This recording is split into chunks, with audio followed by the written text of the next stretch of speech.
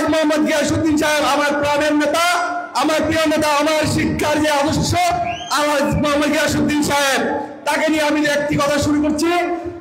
সেটি হচ্ছে ফতুল্লাহ থানা বিএনপি এবং নারায়ণগঞ্জ জেলা বিএনপির যে দায়িত্ব নিয়ে দলের সাংগঠনিক এবং নির্বাচনী নিয়ে যে কার্যক্রম পরিচালনা করছেন, আমরা হয়তো তাতেই সন্তুষ্ট হয়ে যাচ্ছি। আমি বিশ্বাস করি আমার ছাত্র জীবনের যে শিক্ষা, আমার রাজনৈতিক জীবনের যে শিক্ষা, সেই শিক্ষা থেকে আমি যারা জানতে পেরেছি এবং বিভিন্ন গুগল এবং বই থেকে পড়ে গিয়াসউদ্দিন সাহেব সম্বন্ধে আমি যা জেনেছি, উনি সারা বাংলাদেশের মধ্যে নেতৃত্ব দেওয়ার একজন যোগ্য ব্যক্তি হিসেবে রয়েছেন। কিন্তু ফতুল্লাহ থানা বিএনপির কিছু লোকজন তাকে খেলনা হিসাবে পুঁথিগত করে রাখতে চায়, তাদের নিয়ন্ত্রণে নিতে। গিয়াসউদ্দিন সাহেবের আগমনের বার্তা যদি আমরা দেশ মাঠ ঘাট সর্বত্র ছড়িয়ে দিতে না পারি, তাহলে তো তার প্রচারণা সম্প্রসারিত করা সম্ভব নয়।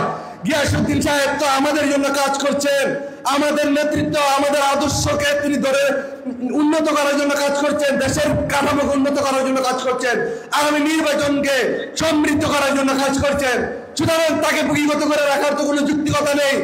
তারপর তিনি যখন রাস্তায় নামবেন, তার পিছনে যেন হেমিলনের বাসিয়ার মতন লক্ষ লক্ষ জিয়াউর রহমানের আদর্শের কর্মীরা, বাংলাদেশ জাতীয়তাবাদীর মতাদর্শের লোকেরা, ব্যবসায়ী পেশাজীবী সংগঠনের লোকেরা এবং আবহাওয়ার সাধারণ মানুষ যেন তার পিছনে ছোটে, সেই কাজগুলি কিন্তু আমাদেরকেই করতে হবে।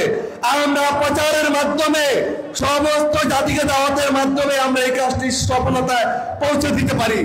আমার দ্বিতীয় কথা হচ্ছে, গতকালকে এই কুতুবপুর ইউনিয়নের মধ্যে আমাদের সিনিয়র সহসভাপতি সুলতান মাহমুদ মোল্লা ভাই একটি বক্তব্য দিয়েছিলেন।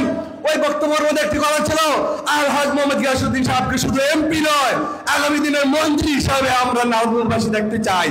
যেহেতু আমরা আগামী দিনের মন্ত্রী হিসাবে দেখতে চাই, তাহলে আমাদের কাজগুলোতে বেশি করতে হবে। একটি ছাত্র জীবনে যখন সে ডিগ্রি লাভ করে, তার প্রতিটা ডিগ্রির পড়াশোনার মান কিন্তু এক এক রকম হয়ে থাকে।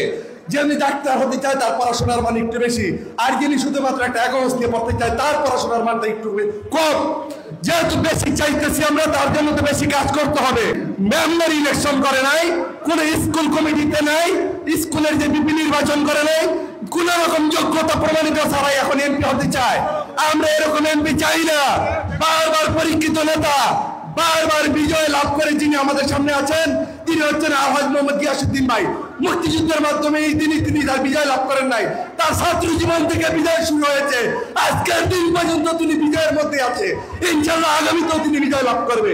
ধানের শীষের প্রতীক নিয়ে নারায়ণগঞ্জ 4 আসনের মানুষের পাশে অভিভাবক হিসাবে দাঁড়াবেন।